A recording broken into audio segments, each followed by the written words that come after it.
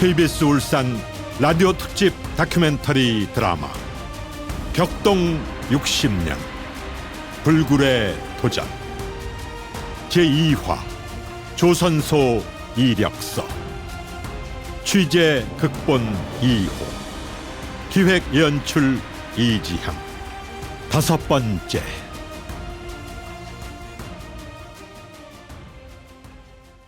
김 부총리의 화술은 역대 어느 부총리도 따르지 못한다고 했다. 정주영 회장도 일국의 부총리가 건설업자를 앉혀놓고 대통령 다음으로 대접해주는 데야 맥을 못 추겠더라는 것도 부총리의 화술 때문이었을 것이다. 자, 드시지요. 예. 아이고, 우리 미스공이 사람을 알아보네. 정 사장님이 국가적인 일을 하신다고 정 사장님 차에는 차 타고 대출을 더 넣었어요. 아이고. 아, 여기 내 차를 보세요. 그럼 바꿔 드시지요? 예? 아닙니다. 많이 드시고 큰일 하셔야지요.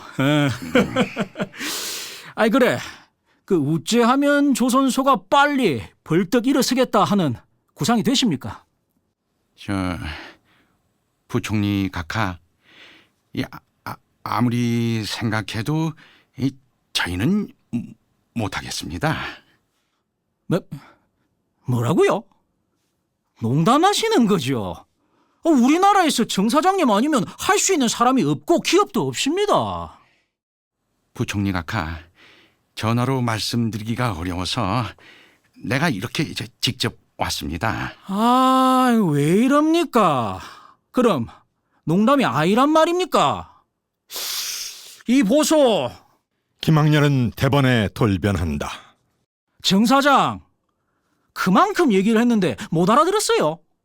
조선소 건설은 내가 아니라 대통령 각하의 수건 사업이고 이 나라 경제를 안전뱅이에서 마라톤 선수로 만드느냐 못 만드느냐 국가적인 운명이 걸린 사업이란 말이오.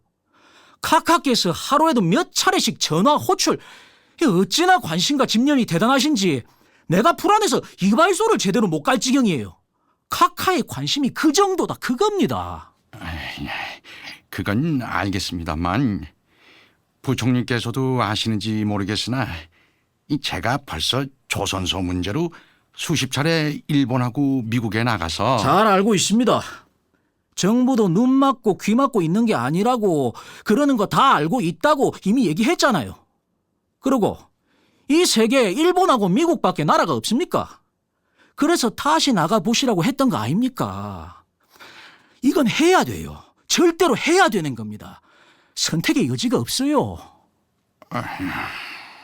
더구나 각하한테 보고까지 해서 정 사장이라면 해낼 수 있겠다는 각하의 격려 말씀까지 전하려고 했는데 뭐요? 못하겠습니다. 그런 말은 거두세요. 아니 벌써 보고를 하셨다는 말씀이십니까? 그 정 사장은 내 얘기를 우째 듣고 있어요. 벌써라니요. 하루에도 몇 번씩 찾으실 정도로 관심이 많으시다니까. 안 믿어져요? 제가 확답도 드리지 않았는데 보고를 하셨다면은 그거는 제 잘못이 아니고. 아하, 정 사장께서 배짱이 아주 좋으시네. 보고를 드린 내가 잘못이지 정 사장은 그런 거 알 거 없다, 막 그런 말씀인데. 정 사장, 해야 됩니다. 내가 부총리에 임명돼서 각하 앞에 불려갔을 때 제일 먼저 어떤 말씀을 하셨는지 압니까? 두 가지를 지시하십니다. 하나가 종합제철소 건설이고 또 하나가 조선소 건설입니다. 그래서 정 사장도 기억하실지 모르겠지만 내가 경제장관 기자회견을 하면서 물가 안정은 대국민 선물로 내세운 거고 중화학공업 육성을 집중적으로 거론한 겁니다. 이 정도면 청와대의 기류가 어떻구나 하는 감이 안 잡힙니까? 부총리 각하, 저 각하께서 찾으신답니다. 뭐이? 알았어. 중요한 손님 만나고 계신다는 말씀은 드렸습니다. 들었지요. 정 사장, 이렇단 말이오. 이래요. 다시 부탁하지요. 못하겠다고 하지 말고 할 수 있는 길을 찾아요. 해외도 더 나가서 길을 찾으시고. 나가는 건 어렵지 않습니다.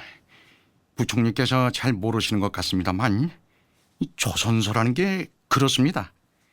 문제는 자금이 있느냐, 아니면은 이 차관이 되느냐, 아니면은 이 자금과 기술 합작이 되느냐. 그리고 조선소를 건설한다고 했을 때 건조할 선박이 있느냐. 이를테면은 이 물건이 있어야 되는 거 아니겠습니까? 그건 내도 알아요. 자동차나 냉장고 같은 거는 만들어 놓고 장사를 하지만 배는 주문하는 선주가 있어야 건조에 들어간다는 것 정도는 안다고요. 각하께서는 내도 뜻밖이고 놀랐지만 엄청 알고 계십디다. 일본의 가와사키 조선소가 몇 년도에 도크를 만들고 언제 항공모함을 만들었는지까지 알고 계실 정도예요. 그러니까 주문이 있어야 어쩌고 막 그런 소리는 필요치 않고 하겠다는 말씀만 하면 되는 겁니다. 부총리님, 제일 중요한 게 물건입니다.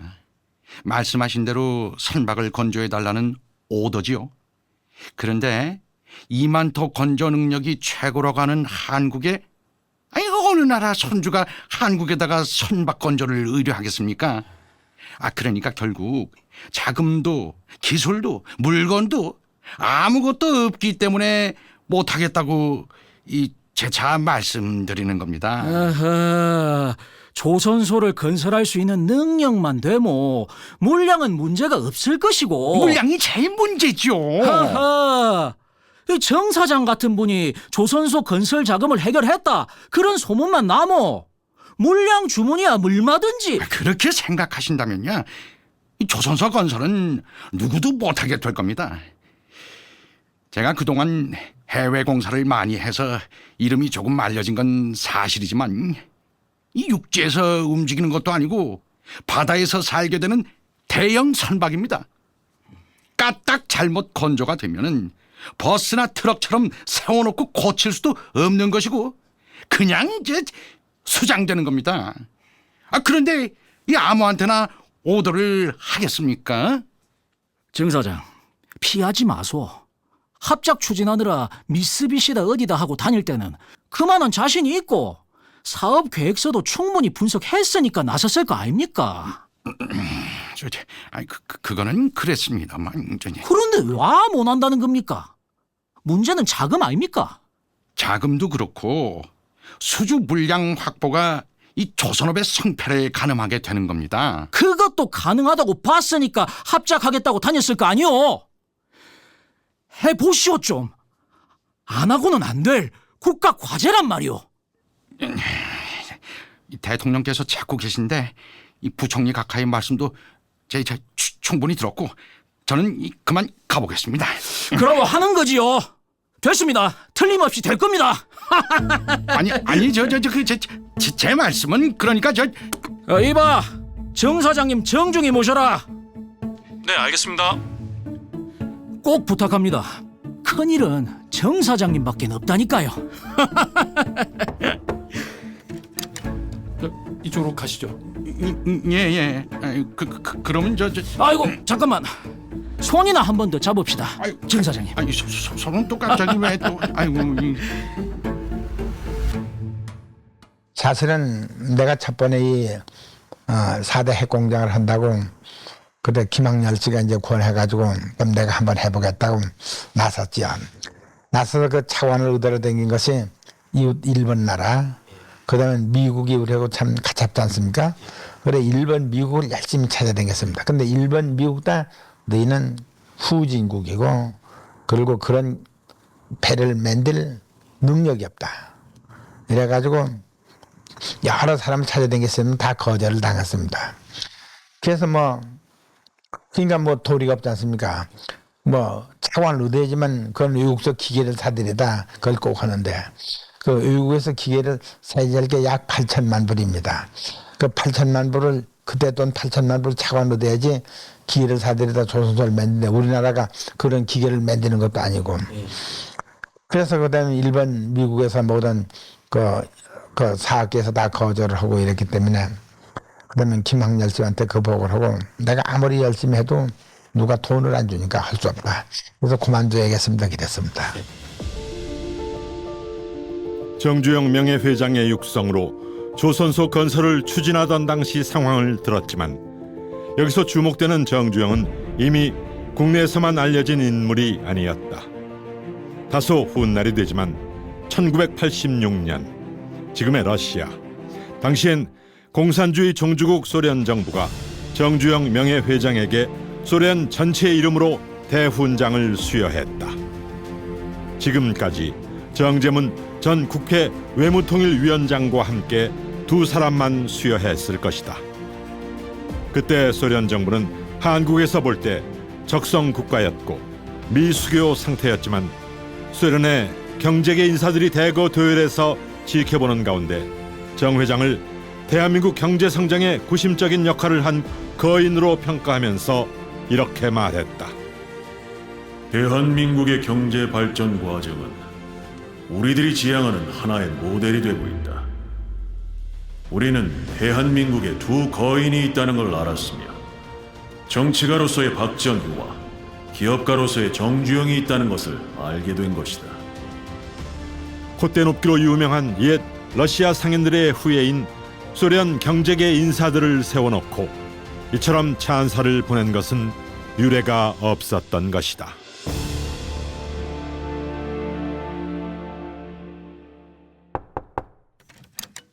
저 비서관님, 주무관님. 마침 부총리 각하가 안 계시니까 뭔지 간략히만 얘기하세요. 제가 부총리께서 지시하신 말씀의 내용을 정말이지 제대로 이해를 할 수가 없어서요. 비서관님 생각하시기에 부총리님께서 필요로 하시는 핵심이 뭐라고 보시는지요? 그 조선소 담당을 최초로 발령 내셨을 때는 그 조선소와 관련되는 거면은 뭐든지 알아야 되겠다 싶으시니까 우리 박태정 주무관을 임명하셨을 거 아닙니까? 뭐든지라는 게 말은 쉽지만 자료를 챙겨야 되는 제 입장에서는 그보다 더 막연한 게 없습니다. 박 주무관님, 나도 거기에 대해서는 준비된 답변이 없어요. 네? 솔직히 부총리께서 조선소에 대해 얼마나 알고 계시는지 뭘 알고자 하시는지 그걸 모르니까 우리 박 주무관님이 답답해하겠다는 건 알겠지만 나도 답을 못하는 겁니다. 그럼 기록에 나와 있는 조선공사 시절의 자료 외엔 전부 논문 쓰듯이 광범위한 자료들을 챙겨서 준비를 하고 있어야 된다는 얘기 아니에요. 예, 그게 정답일 겁니다. 대통령실에서 현대와 정 사장님에 대해 조사를 하라는 지시가 내려왔다는 거 비서관님 알고 계시나요? 그건 어디서 들으셨어요? 그건 박충훈 부총리님한테만 전해드렸던 건데. 그럼 결국 현대가 조선소 후보에 올랐다는 얘기들이 맞는 거군요.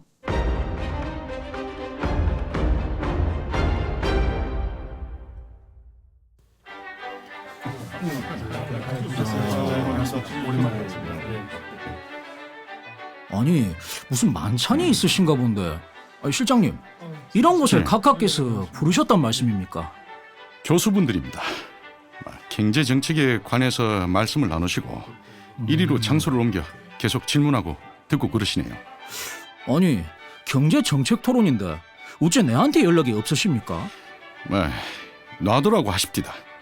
누구 만나고 계신지 아신다고. 예? 야, 귀신이시네. 자, 오셨다고 말씀을 하시죠.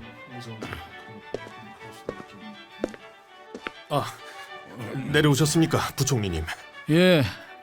근데 이 장관님은 건설이니까 당연하고 재무, 교통, 농림 다 오셨는데 이 상공장관이 왜 안 보이지요?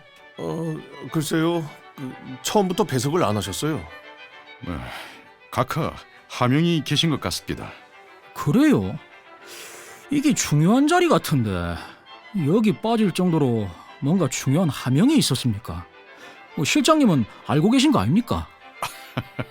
내가 뭘 알겠습니까? 자, 인사드리러 가시죠. 그러시죠. 그 각하 계시는 대로 가셔야 사진이라도 한번 찍히지요. 아니 가만. 실장님 진짜 무슨 일 있는 거 맞지요? 부총리쯤 되면 정치권과 내각 개편에 대한 후각이 기막히게 발달한다. 후각이 밋밋해지거나 기자들이 모여드는 청진동 해장국 냄새도 못 맡을 정도가 되면 부총리로서는 물러날 때가 됐다는 얘기다. 그러나 김학렬 부총리는 그런 점에서 상당히 말랐던 것 같다. 내한테 숨길 게 뭐 있습니까? 숨기긴요. 이때가 되면 자연히 알게 되실 낀데 이런 자리에서 그 뭘 자꾸 자, 어서 각하한테 내려오셨다는 말씀 더 드리시죠. 에이? 무슨 말씀드린지 모르겠지만 그렇게들 하시죠. 그 회의할 때도 부총리께서 참석을 안 하시니까 교수들이 자꾸 각하만 쳐다보고 그랬습니다. 내도 일이 있어서 그랬습니다. 물론 그러셨겠죠. 알겠으니 이 장관님은 먼저 각하 옆에 가 계세요. 예? 뭐 그러죠. 그럼 그 오늘 4대 핵공장이라는 얘기도 나왔습니다. 그건 내도 알고 있습니다. 좋은 자리에 가서 사진 많이 박으세요. 예. 바로 오십시오.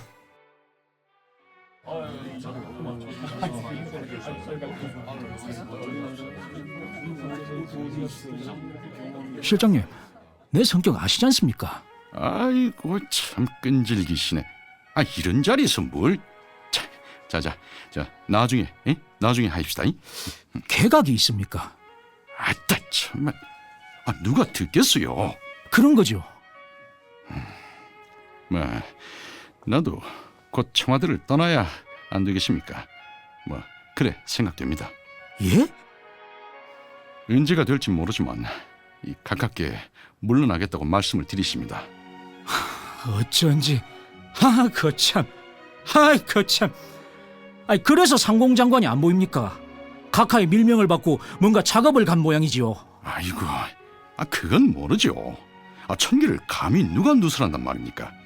자, 그 얘기는 그만합시다.